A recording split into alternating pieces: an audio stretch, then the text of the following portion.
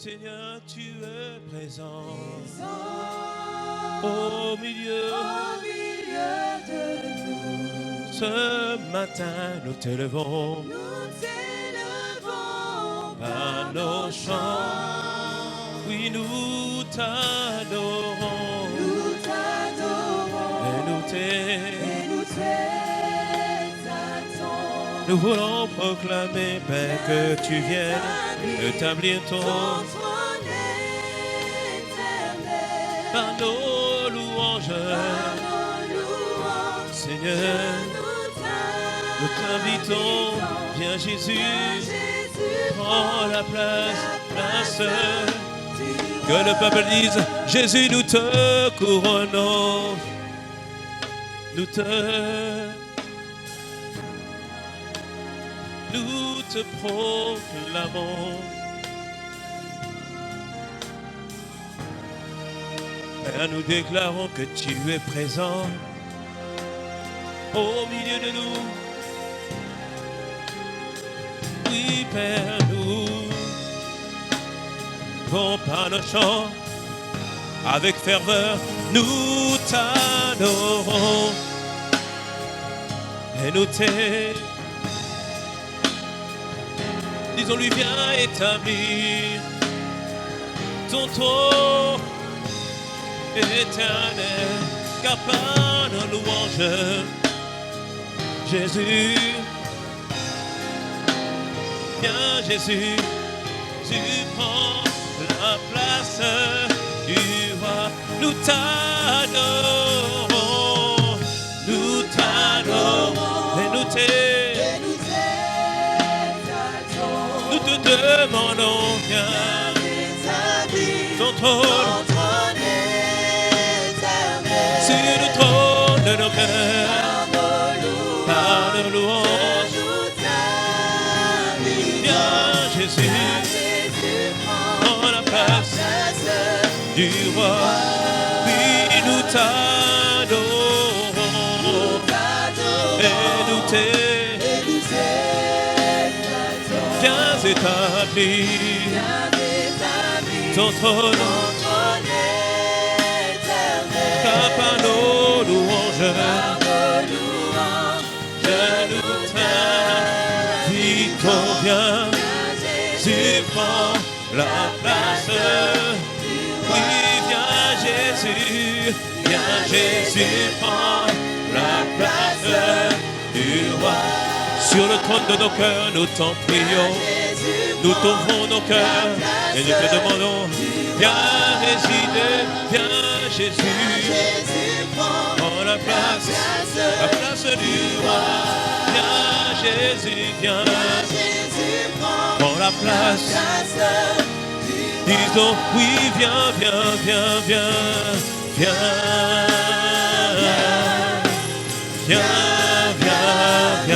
nous t'invitons, nous t'ouvrons nos cœurs, nous te demandons, oui viens, nous te demandons, oui viens, nous te demandons, nous te demandons, nous te demandons. Nous te demandons, viens, nous te demandons, nous t'ouvrons nos cœurs, viens, c'est notre prière, viens, oh viens, nous disons, viens, oui viens, nous demandons, nous désirons ta présence, sa majesté, sur le trône de nos cœurs. Oh, viens, c'est notre supplication, c'est notre désir. Viens, nous te demandons, oui, viens. Oui, viens, te demandons.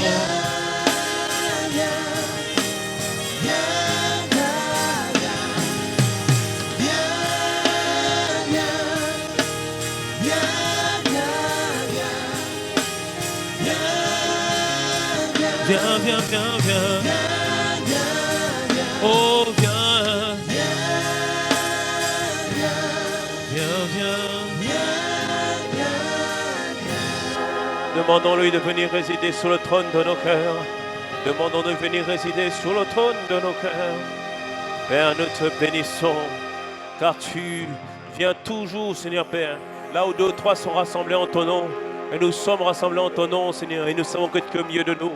Merci, Père, parce que tu conduis ce moment selon ta direction et selon ta conduite. Merci pour ton inspiration. Merci pour ta grâce. Merci pour ton onction, Seigneur Père. Nous te recommandons ce moment entre tes mains. Que ta parole soit comme un marteau qui brise le roc et comme un feu, Seigneur Père, qui brise le joug dans le nom puissant de Jésus. Père, nous te recommandons toutes choses entre tes mains. Nous t'avons ainsi prié. Et nous disons Amen, Amen, Amen, Amen. Acclamons notre Dieu. Acclamons notre Seigneur. Merci, Père, pour ta grâce. Merci pour ta bonté. Merci pour ta fidélité. Quelqu'un me dise un bon Amen, Amen, Amen, Amen, Amen. Est-ce qu'on peut encore saluer la personne qui se trouve à notre gauche, notre droite? Dis-lui, bien-aimé, comment ça va aujourd'hui? Dis-lui, comment ça va? Et nous pouvons prendre place.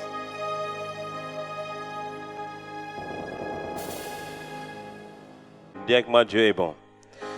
Amen. Dieu est bon parce que depuis le début de l'année, il nous enseigne par sa parole. Et un des signes de la parole qu'il nous donne, c'est la preuve de ce qu'il va accomplir dans notre vie. Et nous avons commencé en disant que Dieu a une nouvelle vie pour nous et il veut que nous puissions vivre cette vie dans toute sa plénitude. Tu vas vivre la vie de Dieu dans toute sa plénitude dans le nom de Jésus. Et il nous a expliqué pour vivre cette vie, il faut que nous puissions livrer un combat. Ce combat que nous devons livrer, ce n'est pas un combat à l'extérieur, mais il commence d'abord à l'intérieur. Et c'est pourquoi en début d'année, nous avons parlé de comment remporter le combat intérieur. Et depuis la semaine dernière, nous continuons toujours sur ce thème. Et on parle de quoi en ce moment? On parle du cœur. Nous sommes en train de parler du cœur, de comment garder notre cœur. Et c'est ce qu'on va continuer à faire aujourd'hui. Dis-moi un bon amen à cela. Amen. Et le cœur dont nous parlons, nous ne sommes pas en train de parler du cœur physique. Mais nous sommes en train de parler de l'être intérieur. C'est-à-dire qu'on doit prendre soin de notre intérieur, la personne que nous sommes à l'intérieur de nous. Et nous avons expliqué que le cœur comprend plusieurs choses. Il comprend d'abord notre conscience, ce qu'on croit être bon et ce qu'on croit être mauvais. Ça comprend notre conscience. C'est par notre conscience que Dieu nous reprend lorsque nous ne faisons pas une chose qui est en adéquation avec sa parole. Le cœur contient aussi toutes les choses auxquelles nous sommes attachés. Bien-aimé, tu ne dois pas être attaché à une équipe de football. Hier, j'étais en Angleterre. Vous savez, en Angleterre, ils aiment les équipes de football. Et là, lorsqu'on les voyait au dehors, ils étaient tous alcoolisés. Ils disaient, ouais, we gonna win, on va gagner. Bien-aimé, sois attaché à Dieu et sois enivré du Saint-Esprit et pas enivré de l'alcool dans le nom de Jésus. Dis-moi un bon amen à cela. Amen. Le cœur contient toutes les choses auxquelles nous sommes attachés. Le cœur contient aussi nos croyances, c'est-à-dire toutes les choses que nous croyons être vraies. Et tu vas voir que tout à l'heure, ça a une grande importance. Et le cœur contient aussi notre volonté, nos résolutions et nos décisions. C'est tout cela qui constitue notre cœur. Et nous avons expliqué que l'état de notre cœur va être déterminant par rapport à notre vie. Et c'est pour ça qu'on a vu ensemble le proverbe 4, 23 qui dit « Garde, plus fort, garde, plus que... » Car de lui viennent les sources de la vie. Toute ta vie est conditionnée par rapport à ce que tu es à l'intérieur de toi. Et ce matin, nous voulons continuer à expliquer comment garder son cœur dans les temps difficiles. Parce que bien aimé, il y aura des temps difficiles.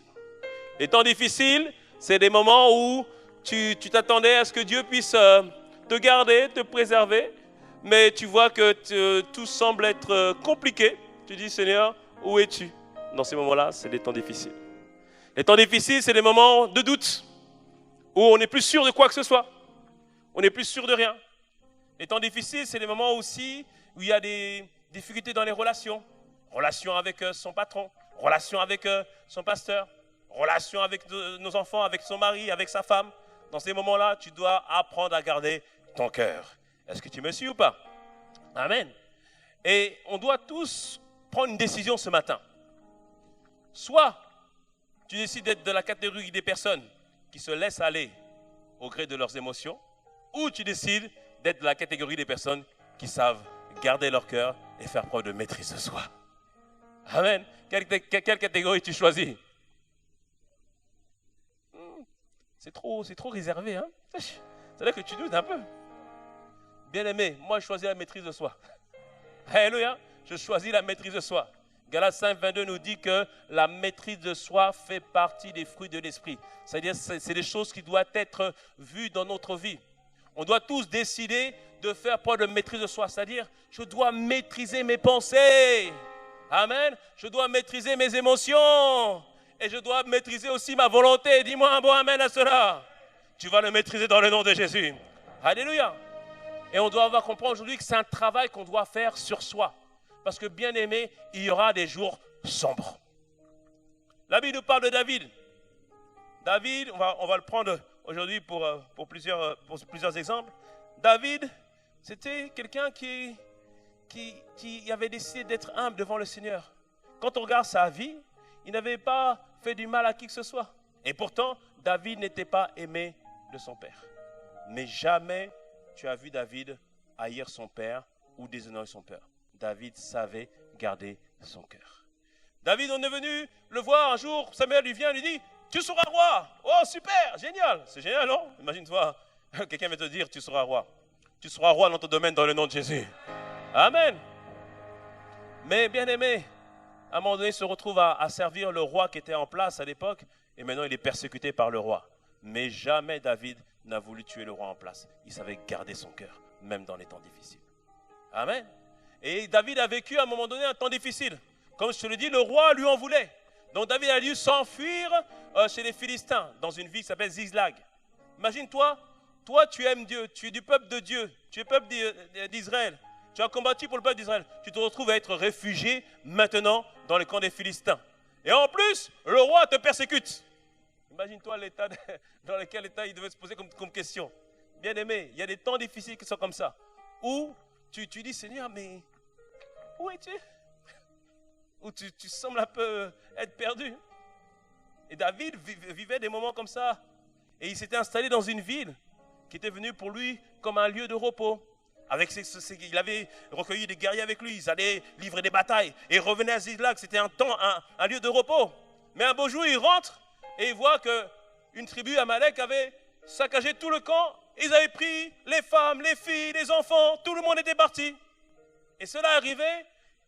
Est-ce que c'est arrivé parce que David a péché? Non, David n'avait pas péché. Est-ce que c'est parce que David avait désobéi à Dieu? Non. Mais ils avaient tout perdu. Ça, bien aimé, ça c'est des moments sombres, des moments difficiles. Où tu dis, Seigneur, mais j'ai fait quoi? Tu dis, je t'ai fait quoi? Tu n'as rien fait. Mais c'est un moment sombre. C'est là où il faut garder ton cœur. Ça, il faut apprendre à préserver son cœur et à faire preuve de maîtrise de soi. Et on voit que, puisque Amalek a attaqué le camp, David, ils ont pris les bulletins, les femmes, les enfants. Les hommes qui étaient avec David, ils ont eu une réaction particulière. On voit, première chose, en 1 Samuel, ce passage nous parle, c'est en 1 Samuel 30. En Samuel 30, verset 4, la Bible nous dit ceci. Lorsqu'ils sont arrivés à Ziklag, ils ont vu que Amalek avait attaqué le village où ils étaient. Et en Samuel 30, verset 4, la Bible nous dit que alors David et le peuple qui était avec lui élevèrent la voix et pleurèrent jusqu'à ce qu'ils n'eussent plus la force de pleurer. C'est-à-dire qu'ils se sont laissés aller au désespoir. Ils ont pleuré. Oh, ma fille, mon enfant, montre, ils sont où? Ils ont pleuré. Et ils ont pleuré. Et après, il n'y a plus de larmes. Imagine-toi à quel niveau de désespoir auquel ils se sont laissés aller. Et non seulement ils se sont laissés aller à ce désespoir-là, mais la colère est venue aussi en eux. mais David, pourquoi je t'ai suivi ici? Bon les gars, on va lapider le pasteur aujourd'hui. Ils ont décidé de lapider David. Amen. Tellement les émotions les ont envahis, tellement la colère les a envahis, la rancune les a envahis. Et pourtant, ce n'est pas David qui les avait demandé de les suivre.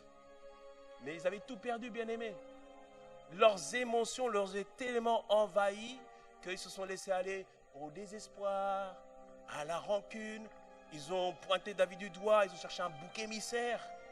Mais toutes ces attitudes, le désespoir, la rancune, la colère, bien-aimés, ça n'arrange pas la situation. Non, non, non, non, non, non. La Bible nous dit ceci en Proverbe 25, 28. Proverbe 25, 28. Proverbe 25, 28. Comme une ville forcée et sans muraille, ainsi est l'homme qui n'est pas maître de lui-même. Il dit, ce proverbe nous dit que si on se laisse aller à nos émotions, ta vie, bien-aimée, sera saccagée. Entièrement saccagée. Bien-aimé, quand ça ne va pas devant la télé, ne prends pas le pot d'Agendas, les chamallows, tout ça, ça ne sert à rien. Dis-moi un beau amen à cela. Alléluia. Ne va pas te lamenter, tout ça ne sert à rien, ça ne résout pas la situation. Alléluia. Quand ça ne va pas, ne te laisse pas aller à la colère. Alléluia. Parce que si tu te laisses aller à la colère, il y a tellement de vies, de relations qui ont été détruites parce qu'on s'est laissé aller à la colère. Bien-aimé, personne ne peut maîtriser un ouragan. Personne ne peut maîtriser un ouragan. Et on voit que les hommes de David se sont laissés aller au désespoir, à la colère. Ils ont manqué de maîtrise d'eux-mêmes. Bien-aimé, si tu manques de maîtrise de toi, de toi dans la vie, tu risques de saccager toute ta vie. On voit un homme comme Ésaü qui avait reçu le droit d'aînesse, puisque c'était ses premiers nœuds de jumeaux avec Jacob. Il avait le droit d'aînesse. Ésaü rentre, il est parti dans les champs, il a fait tout ce qu'il avait à faire. Il rentre, il avait faim, il arrive devant son frère Jacob. Il dit, Jacob, je vois que tu as préparé un bol de lentilles. Jacob, donne-moi le bol de lentilles. Et Jacob lui dit, je te le donne si tu donnes ton droit d'aînesse. Elle lui dit, oh là là là là là, j'ai tellement faim que je vais mourir. Bien-aimé, si tu ne manges pas aujourd'hui, tu ne vas pas mourir. Dis-moi, amen. Il dit, il a exagéré, je vais mourir. Et donc, du coup, il a échangé son droit d'aînesse juste pour un bol de lentilles. Alléluia. Bien-aimé, tu vaux beaucoup plus qu'un bol de lentilles dans le nom de Jésus. Garde ta relation avec Dieu, garde ton intimité avec Dieu. Dis-moi, amen. Alléluia. Et on voit que le manque de maîtrise de soi, d'après le passage qu'on a lu, ça peut détruire entièrement toute notre vie. Et c'est pour ça, bien-aimé, tu dois décider d'être des personnes qui font preuve de maîtrise d'eux-mêmes dans le nom puissant de Jésus. Amen. La Seigneur, on l'a vu, Élie, juste une parole, la parole lui a fait peur. Il a imaginé qu'on allait le tuer. Et alors, à ce moment-là, son ministère s'est arrêté là, juste à cause du manque de maîtrise de lui-même, parce que c'était la peur qui dominait dans son cœur. Toi, tu ne te laisseras jamais dominer par la peur dans le nom puissant de Jésus. Dis-moi un bon amen à cela. Dis-moi un bon amen. Alléluia. Bien-aimé, dans les moments sombres, il faut que tu te dises dès aujourd'hui, avant que ça arrive, je vais faire preuve de maîtrise de moi-même. Dis avec moi, au nom de Jésus, Père, accorde-moi la grâce de maîtriser mes pensées, mes émotions et mes décisions au nom de Jésus. Amen. Amen. Oh, tu peux acclamer le Seigneur.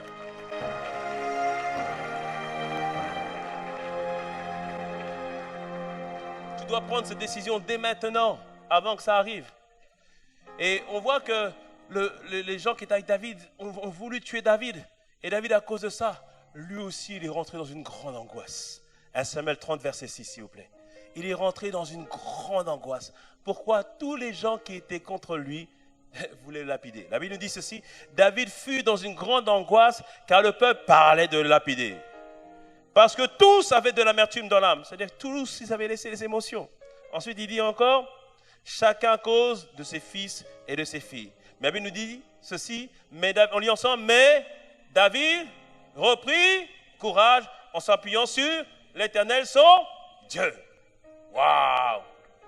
David, au cœur de ce moment difficile, alors qu'il était affligé, alors qu'il était dans une grande angoisse, alors que tout le monde parlait de lapider, la Bible nous dit que David a pris une décision. Il a dit, je ne vais pas me laisser aller à cette angoisse-là, je vais reprendre courage et rechercher Dieu. Amen. Amen.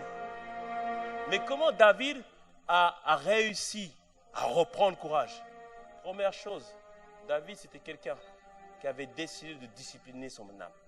Il avait décidé de discipliner son âme. On le voit en Psaume 131 à partir du verset 1. Psaume 131 à partir du verset 1, il dit ceci. Ô Éternel, mon cœur ne s'enfle pas d'orgueil. Mes yeux n'ont pas visé trop haut. C'est-à-dire que c'était quelqu'un de humble. Il disait, je ne me suis pas engagé dans des projets trop grands, ni compliqués pour moi. Il dit, bien au contraire, je suis resté tranquille et calme, comme un enfant sevré, porté par sa maman.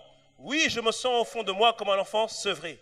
Un enfant sevré, c'est un enfant qu'on a appris à discipliner, qui auparavant était allaité par sa mère, mais à un moment donné, la mère l'apprend à prendre le biberon, l'apprend à prendre une nourriture solide, comme ça, elle va pouvoir aller travailler. Amen. Gloire à Dieu. Alléluia.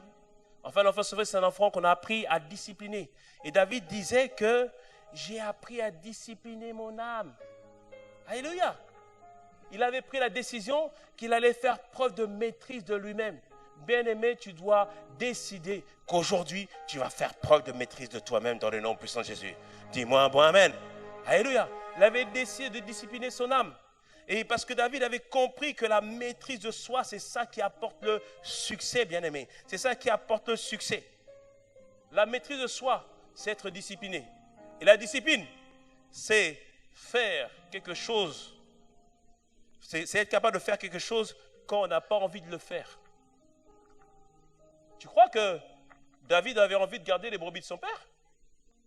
Le père lui parle mal, le père le méprise, mais tu crois qu'il avait envie de garder les brebis de son père? Non, il n'avait pas forcément envie. Mais David le faisait parce qu'il savait que c'était la bonne chose à faire. Il avait discipliné son âme. Il dit, même si papa ne m'aime pas, même si mes frères ne m'aiment pas, moi je ferai ma part. Dis-moi un bon amen à cela. Est-ce que toi tu as décidé de faire ta part? Est-ce que tu as décidé de faire ta part? Amen, c'est faire preuve de maîtrise de soi. Alléluia. Et on doit vraiment comprendre ça, que lorsqu'on fait preuve de maîtrise de soi, on se discipline. C'est être capable de faire quelque chose même si on n'a pas envie de le faire. Le pasteur Christian nous avait raconté lorsqu'il était venu pour le séminaire que dans son quartier, il y avait Thierry Henry. Et il y avait d'autres footballeurs dans son quartier. Et il y avait des footballeurs qui étaient meilleurs que Thierry Henry. Mais ce qui a fait la différence, ce n'est pas le talent, bien-aimé. C'est la discipline. Parce que parfois, moi, des fois, je dois aller à la salle de sport, je n'ai pas envie d'aller à la salle de sport. Il faut prendre la voiture, il fait froid dehors. Il faut arriver, il faut mettre son truc dans le casier. Après, tu t'installes, tu trouves une machine, tu mets ton casque, tu mets ta prédication. Et puis après, commencer à courir ou faire du vélo. Mais des fois, tu n'as pas envie. Mais tu le fais parce qu'il faut être en forme et puis bien svelte. Dis-moi un bon amen. Alléluia. Tu te disciplines. Alléluia. Bien-aimé, faire preuve de maîtrise de soi, c'est être capable de dire, je vais faire telle chose parce que c'est la bonne chose à faire. Même si je n'ai pas envie, je le fais. Je n'ai pas forcément envie de prier, mais mon âme, rien à faire. Tu vas prier. Je n'ai pas forcément envie de lire la Bible, tu vas lire la Bible. Alléluia. C'est se discipliner. David avait dit, je suis comme un enfant sevré. Il s'était discipliné. Il disciplinait mon âme. Dis avec moi, mon âme, tu vas te discipliner. Maintenant. Amen. Alléluia. Mais non seulement David avait appris à faire ce qu'il fallait faire, même quand il n'avait pas envie de le faire, mais il avait aussi appris à faire ce qu'il faut faire, enfin plutôt à continuer à faire ce qu'il faut faire, même s'il n'a pas envie de le faire. C'est-à-dire que non seulement il le faisait, mais il continuait à le faire encore et encore. Il n'a pas gardé les brebis de son père une seule fois, mais c'est tous les jours qu'il gardait les brebis de son père. David va garder les brebis. David va nettoyer ceci. David va faire cela. Il continuait à faire tout ce qu'il fallait faire, même s'il n'avait pas envie. Bien-aimé, des fois, tu es en train de faire des études. Ça t'est jamais arrivé une pensée qui te dit, mais laisse tomber, tu ne vas pas y arriver. Mais dans ces moments-là, il faut discipliner ton âme. Tu dis, mon âme là, on a commencé, on va terminer. Dieu commence toujours quelque chose, il le termine toujours. Je suis comme Dieu, je commence et je termine. Dis-moi un bon amen. Tu commenceras et tu termineras dans le nom puissant de Jésus. Alléluia. David était décidé à continuer à faire toujours ce qu'il faut faire. C'est pourquoi la Bible nous dit, Galates 6:9, ne vous lassez pas de faire le bien, car nous moissonnerons au temps convenable si nous ne nous relâchons pas. Il dit, bien-aimé, continue toujours à faire le bien. Mais pasteur, j'en ai marre de prier pour ma famille. Continue à toujours faire le bien. Mais j'en ai marre de leur faire du bien. Continue à faire le bien. Mais j'en ai marre de faire des cadeaux. Continue à faire des cadeaux. Pasteur, j'en ai marre d'honorer mes parents. Continue à les honorer. Parce qu'un jour, ils vont s'arrêter, ils vont dire, de tous mes enfants, tu es le meilleur. Dis-moi un bon amen. Dis-moi un bon amen. De tous ces enfants, tu seras le meilleur dans le nom de Jésus. Amen. Ça, David avait discipliné son âme. Amen. Mais discipliner son âme, ce n'est pas seulement faire ce qu'on n'a pas envie de faire ou continuer à faire ce qu'on n'a pas envie de faire, mais c'est aussi être capable de ne pas faire quelque chose, même si on a envie de le faire. Ce n'est pas parce que j'ai envie de manger tout le paquet de bonbons que je dois manger le paquet de bonbons. Ça s'appelle se discipliner. Amen. On doit faire preuve de maîtrise de soi. Il y a des choses que tu as envie de faire. Des fois, tu dois travailler, bien-aimé. Mais ton âme a dit seulement, va regarder la télé. Tu dis, non, on va travailler. Amen. On doit faire preuve de maîtrise de soi. Amen. Et là, c'est la retenue. De ne pas faire ce qu'on a envie de faire. Et on le voit avec David. David, des fois, il voulait peut-être vouloir se venger vis-à-vis de son père. Mais il disait, non, je ne vais pas faire ça. C'est pas possible. On ne va pas faire ça. Ce n'est pas une bonne voie. Dis-moi un bon amen. Ce n'est pas une bonne voie du tout dans le nom de Jésus. Alléluia. Et tu dois vraiment comprendre ceci, que tu dois faire attention. Proverbe 29:11 nous dit ceci. Proverbe 29:11 nous dit ceci. L'insensé donne libre cours à toutes ses passions, mais le sage les retient et les calme.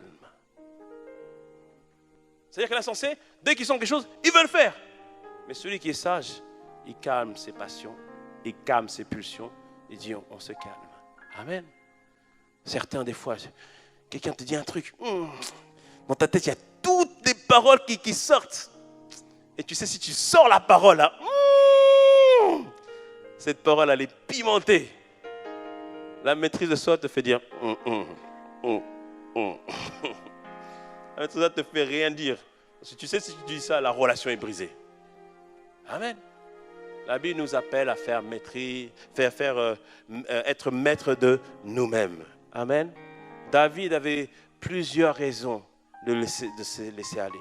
Là, il n'avait rien fait, mais il a dit non, je vais m'appuyer sur Dieu. Je ne veux pas me laisser aller au découragement. Ce matin, je prie que tu ne te laisses pas aller au découragement dans ces temps difficiles dans le nom de Jésus. Dis-moi un bon amen à cela. Amen. Il avait appris à discipliner son âme. Mais comment David avait appris à discipliner son âme? Sur quoi David s'appuyait-il pour pouvoir discipliner son âme? David, à l'intérieur de son cœur, il avait des convictions profondes. On l'a dit tout à l'heure, dans le cœur, il y a tout ce que nous croyons être vrai. Et David avait des convictions profondes à l'intérieur de son cœur. Et une des convictions qu'il avait, c'est que Dieu allait manifester sa bonté dans sa vie. Amen.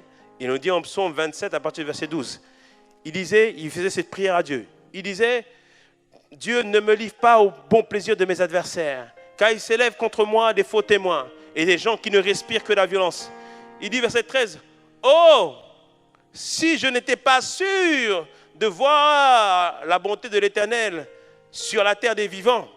Il disait ici qu'il avait la certitude, il avait la ferme conviction qu'il verrait la bonté de l'Éternel sur la terre des vivants. Amen. Il disait, peut-être que ça fait des années que je garde les brebis de mon père, que mon père ne m'aime pas, que mes frères ne m'aiment pas, mais je sais que Dieu va manifester sa bonté envers moi. Il savait, j'ai reçu l'onction. 13 ans qui sont passés, 13 ans qui sont passés. Mais il savait que Dieu allait manifester sa bonté envers lui. Amen. Bien-aimé, tu dois être sûr de cela, que Dieu va manifester sa bonté envers toi dans le nom puissant de Jésus, envers ta famille, envers notre assemblée, envers chacun d'entre nous. Dis-moi un bon Amen à cela. Dis-moi un bon Amen. Alléluia. Tu dois être sûr de cela. Parce que bien aimé, il y a des moments où c'est des temps difficiles. Tu peux te retrouver à l'hôpital, les médecins ne trouvent pas la solution. Mais dans ces moments-là, bien-aimé, c'est de t'appuyer sur l'Éternel et qui va manifester sa bonté. Amen. Au verset 14 de Psaume 27, il dit « Espère en l'Éternel et fortifie-toi et que ton cœur s'affermisse. Espère en l'Éternel. » C'est-à-dire que dans les moments sombres, espère en l'Éternel. Que ton cœur s'affermisse, c'est-à-dire que tu prends appui sur l'Éternel. Tu prends appui sur cette conviction que Dieu va manifester sa bonté envers toi. Dis-moi un bon Amen à cela. Alléluia. Oh, David espérait tellement en Dieu qu'il s'appuyait toujours sur Dieu. Il faisait des chants du type « Mon âme soupira près toi et mon esprit en moi te cherche. Car toi seul, Père, toi seul est le désir de mon cœur. Et je vis pour ta. Oui, mon âme espère en toi, mon âme soupire après toi, et mon esprit en moi te cherche, car toi seul est le désir de mon cœur, et je vivrai pour t'adorer, parce que tu es mon bouclier, papa. Tu es mon bouclier. Tu es le roc sur qui j'ai fondé ma vie. Tu es le bouclier de ma vie, mon espoir et ma fondation. Je sais que ta bonté parlera dans ma vie et parlera dans ma postérité. Oui, tu es mon bouclier,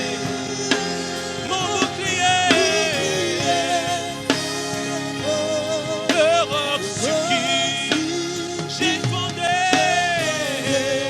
ma vie. Pour toi seul,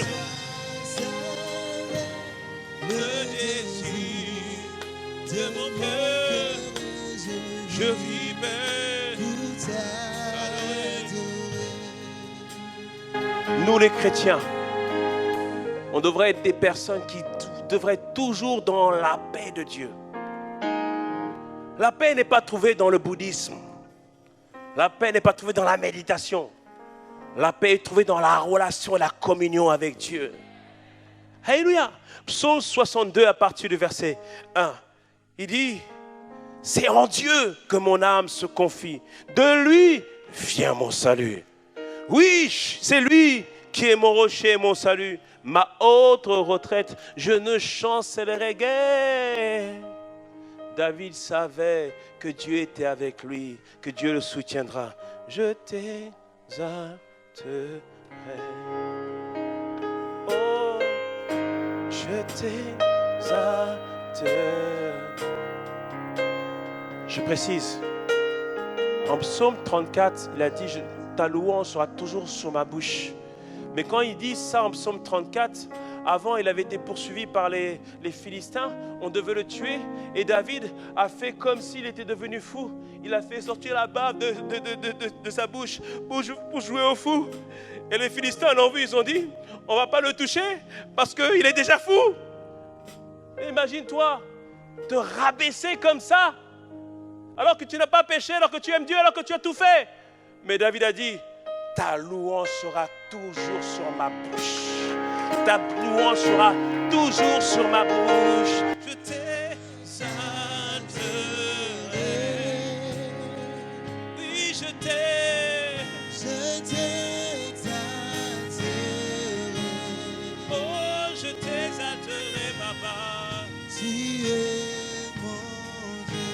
Oui, je t'exalterai, mon Dieu, papa.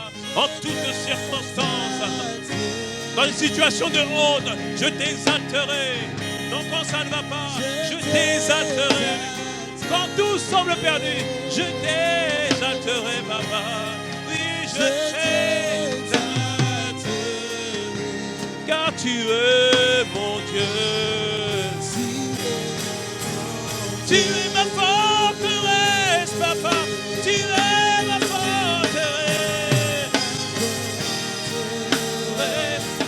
Mon seul abri, mon trésor est en toi. Tu es un miroir, élu. Tu es saint, c'est-à-dire que je te vois au-dessus de tout, au-dessus de cette situation. Vers ma forteresse, ma haute retraite, hey, mon appui, tout mon trésor. Tu es élu de Dieu, élu de Dieu. Tu es saint, tu es saint. Une dernière fois ma forteresse, mon seul. Mon trésor est en toi. Tu es élu de Dieu. Tu es,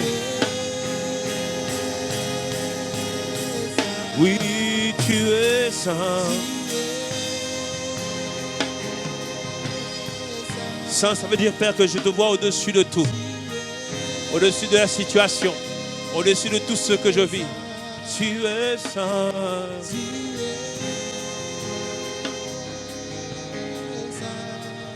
Osa, osa, mon sang, tu es. Osa, mon sang, tu es. Osa, mon sang, tu es. Osa, mon sang, oh, tu es le Dieu saint. Hey! Tu es le Dieu saint. Tu es le Dieu saint. Oui, tu es. Tu es le Dieu saint. Tu es. Au-dessus de tout, je te vois au-dessus de tout. Ta bonté parlera au-dessus de tout, au-dessus de tout. Oh, rien ne peut se comparer. Jésus, rien ne peut. Jésus, rien ne peut. Oh, Jésus, rien n'est comparable à toi. Jésus.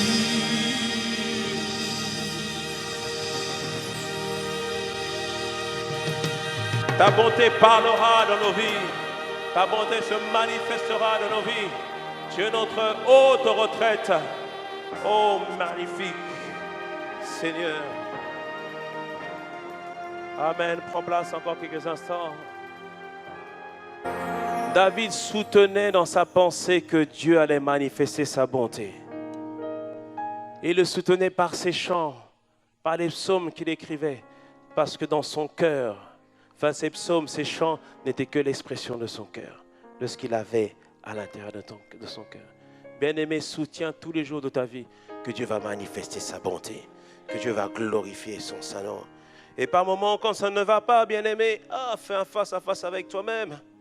Parfois, moi aussi, parfois, ça m'arrive de douter. Moi aussi, parfois, ça m'arrive de me poser des questions. Dans ce cas-là, je me mets en face de moi-même dans la glace. Je dis, Mateta, tu vas accomplir les œuvres de l'Éternel. Tu vas glorifier le nom de Jésus sous cette génération. Je parle à moi-même. Je dis, allez, lève-toi. Va encore. Il y a encore des choses à faire. Il y a encore des combats à livrer. Allez, Mateta, relève-toi. Dis-moi un bon amen. Tu dois décider, bien-aimé, de discipliner, de maîtriser tes pensées en soutenant ce que Dieu est pour toi. Amen. Bien-aimé, il y a des situations difficiles, il y a des décisions qui sont difficiles à prendre. Parce que parfois, quand on voit les obstacles qui sont devant nous, et c'est ce qui est arrivé aussi au peuple hébreu, dans Nombre 13, Dieu leur avait dit, vous allez rentrer en Canaan. Bien-aimé, cette année, on rentre en Canaan. Dis-moi un bon amen. Tout le monde rentre en Canaan cette année, au nom de Jésus. On va vivre cette dimension, c'est lui qui l'a dite. Amen. Il dit, on va rentrer en Canaan, c'est le pays où coule le lait et le miel, c'est la dimension, bien-aimé, où tu es en connexion avec Dieu, bien-aimé. Tu es à la maison, Dieu t'inspire, les femmes, la femme, bon, vous avez fait votre atelier, tout ça, c'est bien, mais maintenant, je relâche la grâce de créativité sur toutes les femmes dans le nom puissant de Jésus. Dis-moi un bon amen à cela. Alléluia. Les hommes, on reçoit la grâce des grosses entreprises dans le nom de Jésus. Alléluia.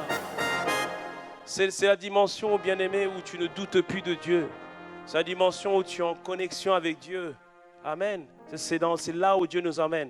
Et c'est ça qu'il nous enseigne à garder notre cœur. Et le peuple arrive, ils vont en Canaan, ils visitent Moïse qui conduisait le peuple, envoie 12 options, on leur dit, allez observer, est-ce que le pays est comme Dieu l'a dit? Et ils observent, ils attestent que effectivement, le pays est vraiment comme Dieu l'a dit, la dimension est comme Dieu l'a dit. Mais il y a 10 qui viennent voir Moïse, ils disent, c'est vrai que le pays est comme Dieu a dit, mais il y a des géants. Et ils disent que, à leurs yeux, nous étions comme des sauterelles. C'est-à-dire qu'ils confessent de leur bouche qu'ils étaient déjà dans la défaite. Bien-aimé, dans les moments difficiles de ta vie, fais attention à ce que tu dis de ta bouche. Parce que par tes paroles, tu peux faire bouger les montagnes. Puisque Jésus nous dit en Marc 11, dis à la montagne, ôte-toi de là, et elle va s'en aller. Mais aussi par tes paroles, tu peux empêcher Dieu d'agir et tu peux empêcher la parole de Dieu de s'accomplir. Et le peuple a décrié le pays. Il dit, c'est un pays qui dévore ses habitants. C'est un pays où il y a des géants. Bien-aimé, Jésus n'a pas dit que ça va être facile. Oh. Non, non. Mais il a dit, tenez bon parce que j'ai vaincu le monde. Dis-moi, bon, amen. Il a dit, tenez bon parce que j'ai vaincu le monde. Ça ne va pas être facile, mais ça va être possible dans le nom de Jésus. Dis avec moi, c'est possible. Dis, bien-aimé, c'est possible pour toi cette année. Amen, il a dit que c'est possible. C'est possible. Mais faites attention à ce qui sort des paroles, de ce qui sort de notre bouche. Amen, les paroles que nous disons. Et eux, ils ont annulé ce que Dieu voulait faire.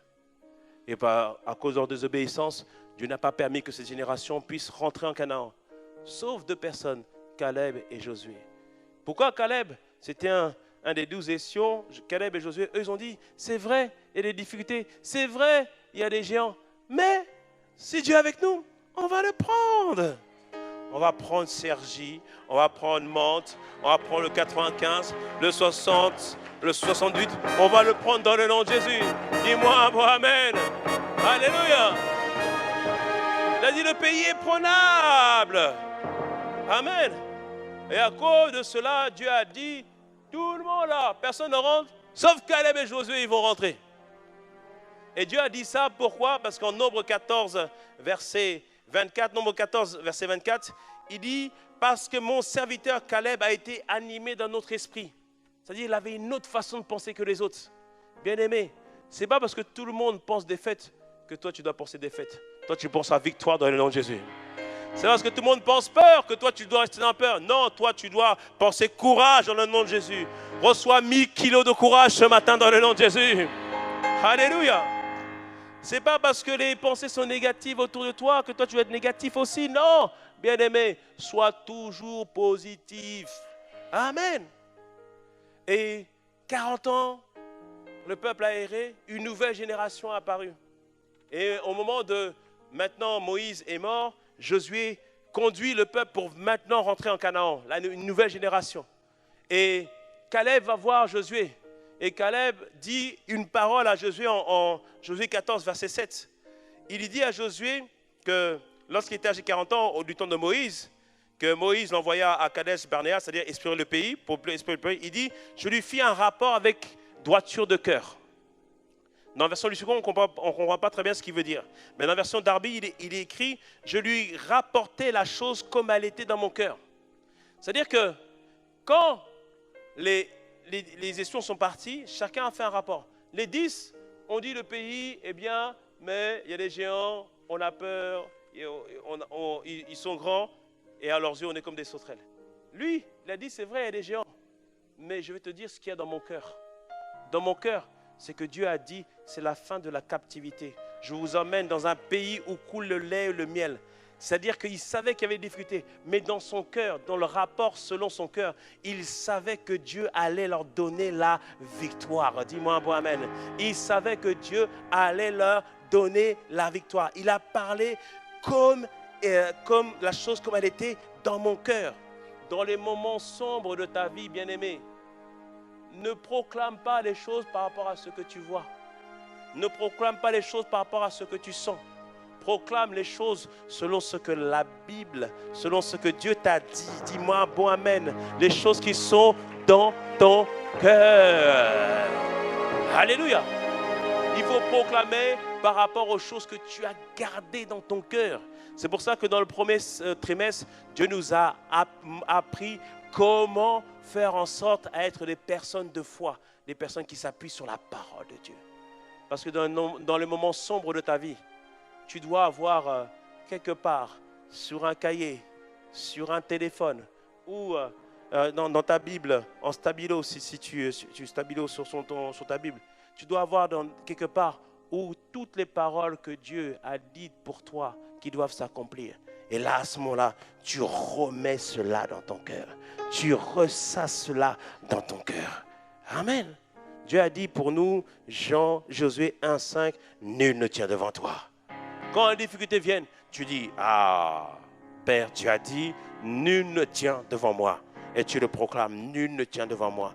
Nul ne tient devant moi. C'est mon partage dans le nom de Jésus. Nul ne tient devant moi au niveau de la santé. Nul ne tient devant moi au niveau des affaires, au niveau des entreprises. Nul ne tient devant moi. Tu le proclames, tu le déclares. Et quand tu as assis cela en toi, maintenant, tu proclames aux situations. Je proclame dans le nom de Jésus que nul ne tient devant moi cette année dans le nom de Jésus.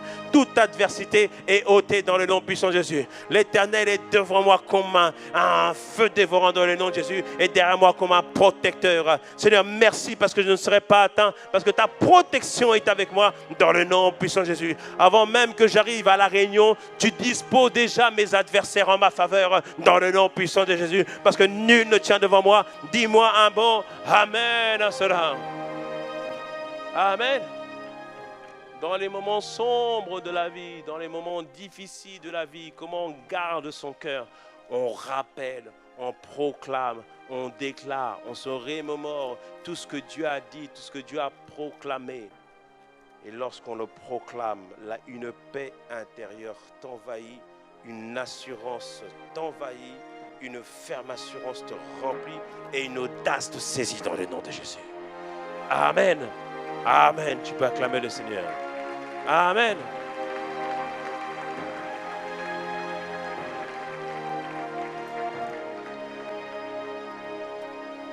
Caleb, quand tu regardes la signification du mot Caleb, quand tu regardes ça veut dire chien. Je me suis dit, c'est pas possible, ça ne veut pas vouloir chien, dire chien, ça veut rien dire chien. Chaque nom a une importance dans la Bible. Mais en fait, ça vient d'un autre nom, Caleb, qui veut dire orienté par le cœur. Caleb ne faisait jamais attention à tout ce qu'il y avait autour de lui. Et bien aimé, quand il proclame ça, qu'il va prendre possession, il a 80 années. Il a 80 années. Mais il a dit, non. Dieu a dit, je prendrai possession du pays. Je prends possession du pays dans le nom de Jésus. On aura le témoignage d'une maman qui a un peu plus de 60 ans. Elle a monté son business. Elle rentre dans son héritage dans le nom de Jésus. Alors, les jeunes, où sont les jeunes? Où sont vos projets, les jeunes? Où sont les projets? Amen. Dans son cœur, il confessait et déclarait. Il savait que Dieu allait lui donner la part de son héritage. C'est pour ça qu'il pouvait proclamer, j'ai peut-être 81 ans biologiquement, mais j'ai encore la force de mes 20 ans. J'ai encore la capacité de me battre, la capacité d'aller prendre des territoires, la capacité d'avancer avec Dieu. Amen. Parce que toutes ces choses étaient inscrites dans son cœur. Amen. Bien-aimé, Dieu va conduire ta vie. Dieu va diriger ta vie. Cette année, tu ne seras jamais à terre dans le nom de Jésus. Dans les moments difficiles, tu ne seras pas à terre dans le nom de Jésus. Parce que le moment difficile met une telle pression sur nous que des fois, on se met à prendre des décisions qui n'ont aucun sens. Des décisions qu'on regrette. Parce que quand il y a une situation difficile, il y a comme une notion d'urgence. Et des fois, on fait des grosses erreurs. Mais quand on apprend à s'appuyer sur Dieu, on apprend à goûter le calme et la quiétude. Et la Bible nous dit que c'est dans le calme que sera ta force. Dans le calme et la confiance que sera ta force. C'est ça, dans le nom de Jésus. Amen. Que tu expérimentes ce calme dans le nom puissant de Jésus dans ta vie cette année, dans le nom de Jésus. Que aucun temps difficile ne te mette à terre dans le nom puissant de Jésus. Je proclame sur ta vie une dimension de joie, une dimension de quiétude, une dimension de paix comme tu n'as jamais connu auparavant. Ce sera ton partage, ce sera notre partage dans le nom puissant de Jésus. Ici, c'est Sergi. Maintenant, ce n'est plus les gens qui sont dirigés par les émotions, non, mais conduits par l'Esprit dans le nom puissant de Jésus. Remplis d'audace pour Dieu, remplis de la joie du Seigneur et remplis de la paix du Seigneur. C'est notre partage au nom de Jésus. Acclame le Seigneur, acclame le Seigneur, acclame le Seigneur. Avant que nous puissions prier et nous réjouir dans le Seigneur, je voudrais inviter quelqu'un ce matin. Jésus donne une paix que le monde ne peut pas donner. Jésus donne une joie que la chicha ne peut pas donner. Que la sgang ne peut pas donner. Il donne une joie que rien dans ce monde ne peut donner. Blaise Pascal disait que tout homme a en lui un vide qui ne peut pas être comblé par les choses créées dans ce monde. Mais ce vide peut être comblé simplement par une relation avec Dieu au travers de Jésus-Christ. Et ce matin, Dieu veut te donner cette relation. Alors que nous avons tous la tête inclinée, je voudrais inviter quelqu'un qui veut faire un pas vers Jésus. Ce matin, Dieu a frappé à la porte de ton cœur. Si tu ouvres la porte de ton cœur, alors il va demeurer en toi. Pour ouvrir la porte de son cœur, c'est très simple. Simplement, alors que tout le monde a la tête baissée, simplement lève la main là où tu es pour toutes les personnes qui veulent donner leur vie à Jésus. Laissez Jésus les conduire, ou toutes les personnes qui se sont éloignées et qui ce matin veulent revenir auprès du Seigneur.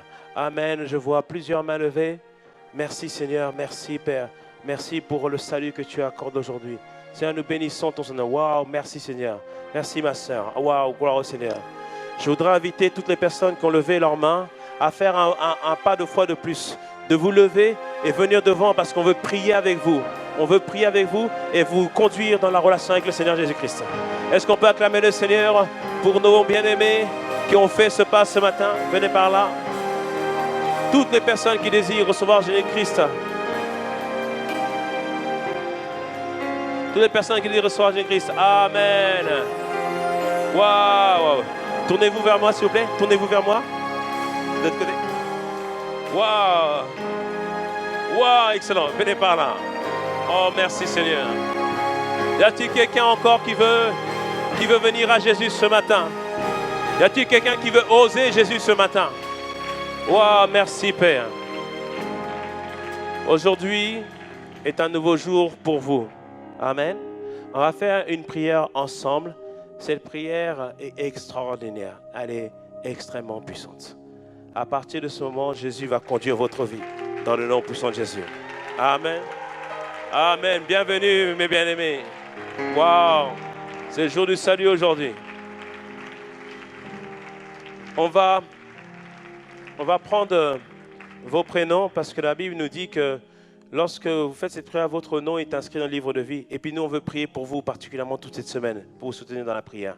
Et après ce moment, vous avez suivi le frère Ernest, parce qu'on va vous remettre des Bibles et des livrets.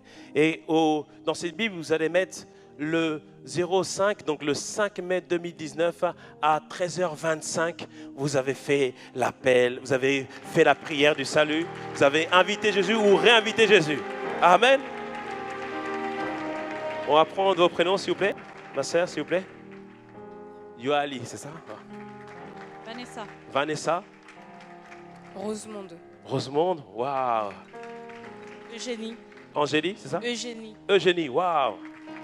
Audrey. Pardon? Audrey. Audrey, ok. Wildy. Rudy. Messieurs, dames, moi c'est Paul Ryan. Paul Ryan, amen.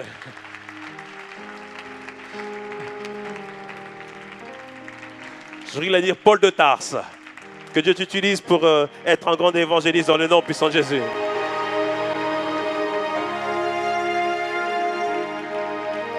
Vous allez faire une prière, vous allez répéter cette prière avec nous.